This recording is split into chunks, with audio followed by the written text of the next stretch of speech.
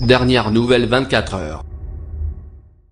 Des affrontements ont éclaté en fin de matinée dimanche sur la ZAD de Notre-Dame-des-Landes où doit se tenir à midi un rassemblement de soutien aux occupants expulsés dans la semaine par les forces de l'ordre, ont constaté des journalistes de l'AFP.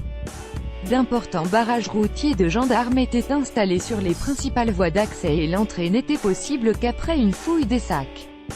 La D81 sous contrôle de la gendarmerie. Une portion de la D81, où une opération de gendarmerie est en cours pour enlever des barricades installées samedi par les zadistes, est aussi interdite, obligeant les manifestants à emprunter des voies détournées pour se rendre sur le site du rassemblement, au chemin de Suez, au sud-ouest de la route.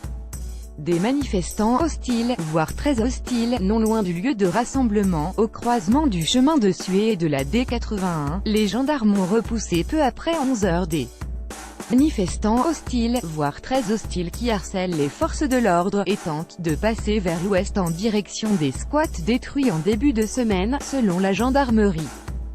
De pierres et de bouteilles envers des manifestants, les gendarmes répliquaient avec des tirs de lacrymogènes, a constaté une journaliste de l'AFP.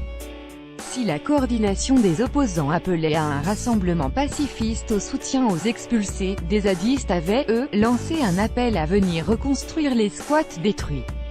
Pendant ce temps, les soutiens aux expulsés, équipés de vêtements de pluie et de bottes, affluaient vers le lieu de la manifestation, a constaté l'AFP.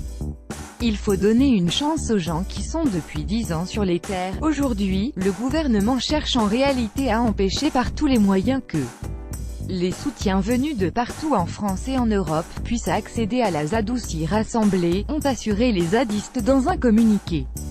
Patrick, de Charente-Maritime, est venu manifester avec sa femme.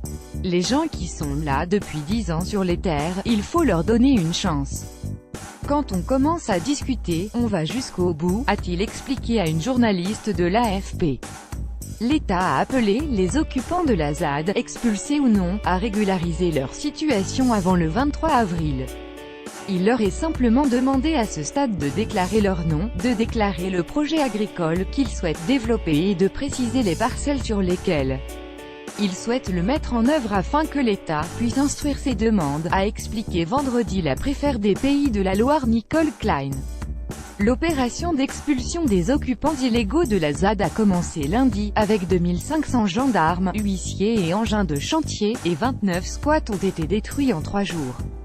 Newsletter Info. Recevez chaque matin l'essentiel de l'actualité. OK, ne plus affiché multiplié par